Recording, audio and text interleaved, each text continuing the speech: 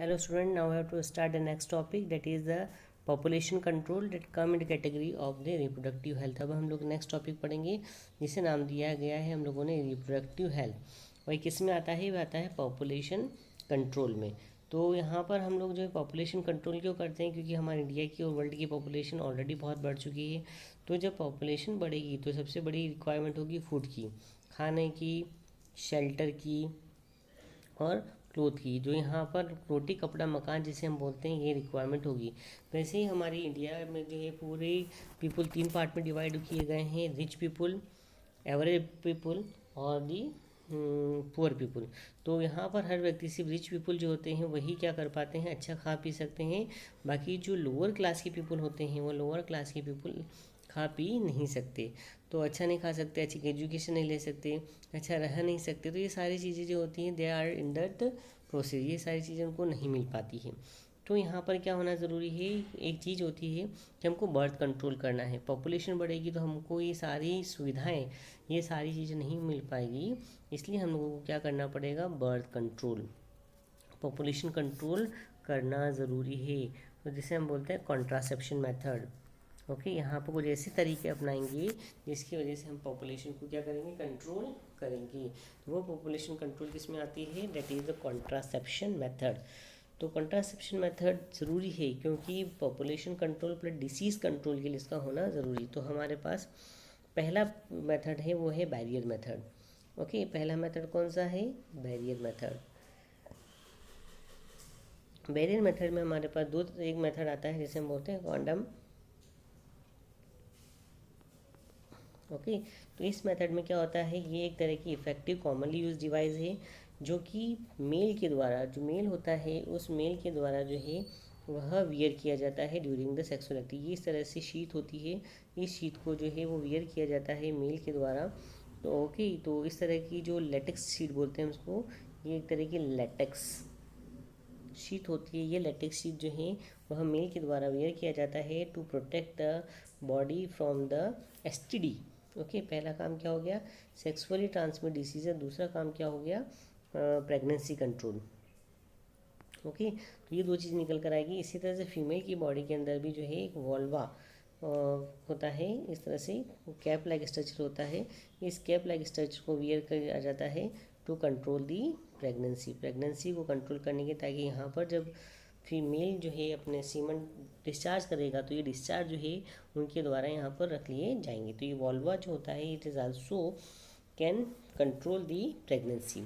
Next one जो है वो होता है हमारा IUCDN, जिसे हम बोलते हैं इंट्रा यूटेराइन कॉन्ट्रासेप्शन मेथड। तो इसमें कॉपर टी का हम लोग यूज़ कर सकते हैं। ओके, तो इसके अंदर कॉपर टी जो है वो स्पेशल गायनोकोलॉजी, इस तरह से टी आता है और नीचे से थ्रेड होता है। तो ये वाला जो टी है, यहाँ पर एक स्पेशलाइज्ड डॉक्टर जो है वो उस कॉपर टी को फिक्स करते हैं।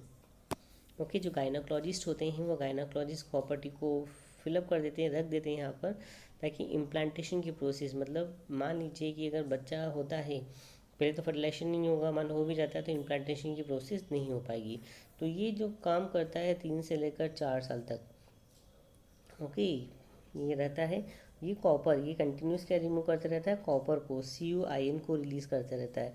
तो ये CuINs क्या करेंगे कि सबसे बड़ा काम करते हैं कि जो स्पर्म होते हैं उनको मोटाइल जब रहते होते हैं, मूव करते हैं तो उनको मोटाइल होने से रोकती है। क्योंकि इस बॉल को इतना चिकना कर देते हैं ताकि क्या करेगा कि स्पर्म को ऊपर की तरफ जाने ही नहीं देगा। तो ये जो मेथड है, it is also control the pregnancy. Next method है हमारे पास, that is a chemical method. जो केमिकल मेथड है, इस केमिकल मेथड में हमारे पास आती है पिल्स, क्या आएगी? दवाइयाँ। तो पिल्स में हमारे पास आती है अनवांटेड 72, ओके, या फिर सहेली, एक पिल आती है सहेली पिल। ओके, सहेली पिल में सहेली पिल हो गया। और हमारे पास सहेली पिल के अलावा कुछ जेलीज आती हैं, क्रीम्स आती हैं। तो इन जेलीज और क्रीम्स को हम लोग क्या करते हैं, यूज़ करते हैं, ताकि क्या हो जाएगा कि जो हमारे पास जो स्पर्म है या ओवम है उनका सिक्रेशन, पहले तो स्पर्म की बात करते हैं, स्पर्म तो जाएगा ही, पर ओवम का सिक्रेशन क्या हो जाएगा? स्टॉप हो जाएगा।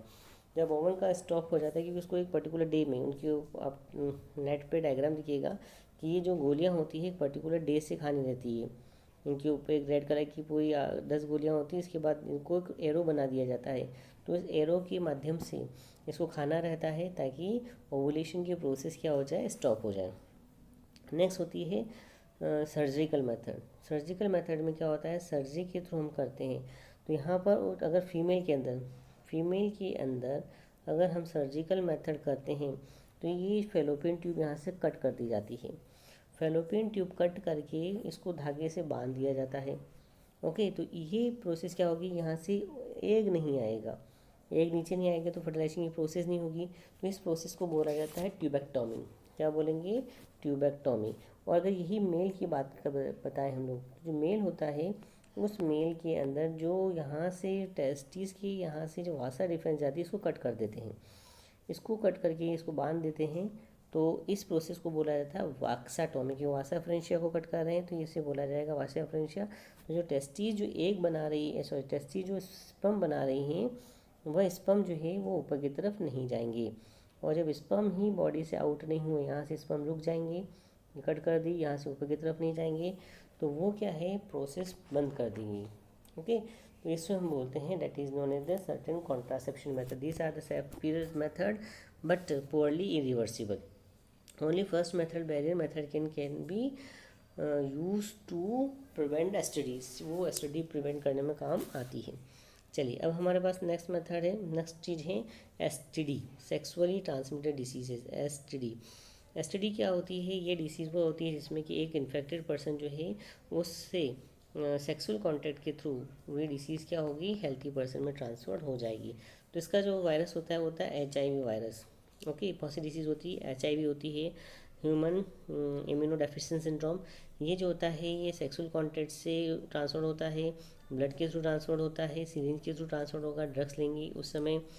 ओके, बार्बर शॉप पे अगर हम जाते हैं तो ब्लेड के थ्रू ट्रांसफर होता है, ऑर्गन ट्रांसप्लांट करते हैं उस समय हो सकता है, आर्टिफिशियल इंसेमिनेशन करवाते हैं उस समय हो सकता है, और एक ममा से उसके बच्चे में ट्रांसफर होगा। इससे सिम्टम्स क्या होते हैं कि हेडेक, सर दुखता है, बॉडी पर रैशेस, लाल कलर के रैशेस बन जाते हैं, नोइजिया होता है, जी घबराता है। ओके, इम्यूनिटी धीरे धीरे उसकी ख़त्म हो जाती है और आखिर में उसकी डेथ हो जाती है। तो इसमें कम से कम 5 से लेकर 10 साल तक कोई भी इंसान अगर दवाई रेगुलर ले तो वो जी सकता है। उसके बाद नेक्स्ट है सिफिलिस। सिफिलिस गोर्निया भी इसी तरह की डिसीज़ होती है जो कि 3 से लेकर 4 हफ्तों के अंदर दिख जाती है इजीली। और इसमें भी पस का डिस्चार्ज होना, पेन, जेनाइटल ऑर्गन में पेनफुल सेंसेशन होना, यूरिन करते समय दर्द होना। ओके, सिफिलिस और गोर्निया दोनों ही बैक्टीरियल डिसीज़ हैं। ये दोनों बीमारी किससे ठीक होती है, ये दोनों किससे हुई, बैक्टीरिया के द्वारा। तो बैक्टीरिया के द्वारा हुई इस वजह से डिसीज़ क्या है, क्यूरेबल, या आसानी से ठीक की जा सकती है। तो ऊपर वाली जो डिसीज़ है वो ठीक नहीं कर सकते हैं। उसी की तरह genital wart, human papilloma virus जो है बॉडी के ऊपर जो है वो जेनाइटल ऑर्गन पे, पीनियल ऑर्गन पर क्या बन जाते हैं, मस्से हो जाते हैं। तो इन्फेक्शन इंटरवेजिना के अंदर, सर्विक्स के अंदर हो सकता है। तो हम इसको जो है वो सर्जरी के थ्रू, पोडोफाइलम के थ्रू उसको रिमूव कर सकते हैं। Okay, this are the certain method, कुछ मेथड हैं। तो हम लोग क्या करते हैं कि हमारा मेन एम होता है that is that convert protection. उसके बाद नेक्स्ट वन है एमटीपी मतलब होता है कि आज के ज़माने में स्पेशली कौन सी स्टेट में, अगर हम बात करें राजस्थान में, और राजस्थान के अलावा हमारे पास एक स्टेट और बनती है, वो कौन सी, जहाँ पर हम बात करें that is known as that Haryana. यहाँ पर जो है और एमपी में भी है। वहाँ पर क्या कर देते हैं, अगर फीमेल है तो हम उसको फिटिसाइड कर देते हैं, मतलब उसमें गर्भ में ही उस बच्ची को मार दिया जाता है। क्यों मार दिया जाता है, क्योंकि वहाँ पर बोला जाता है कि लड़कियाँ जो हैं एक तरह से उनके ऊपर बोझ होती है। तो ये फीमेल फिटिसाइड का जो रोल है वो काफ़ी बढ़ते जा रहा है। तो ऐसा क्यों किया जाता है, तो अगर 3 से लेकर 3 मंथ की प्रेगनेंसी होती है, तो उस 3 महीने की प्रेगनेंसी में अगर वो हम सोनोग्राफी के थ्रू या किसी टेक्निक के थ्रू पता लगा लेते हैं कि अगर वो फीमेल चाइल्ड है तो उसको क्या कर दिया जाता है, बॉडी के अंदर ही किलअप कर दिया जाता है। सो विद डेंट भी, इससे सेक्स रेशियो है वो गिर गई। 1000 पुरुषों पर महिलाओं की जो नंबर होता है वो हमारे पास अच्छा होना चाहिए, पर ऐसा नहीं हो रहा है। तो इससे क्या हो रहा है कि फ़ीमेल का नंबर कम हो रहा है। तो फीमेल फेटिसाइड को क्या करना है, स्टॉप करना है, ताकि हम सेक्स रेशियो को मेंटेन कर सकें। The chapter is finish. Thank you, have a nice day.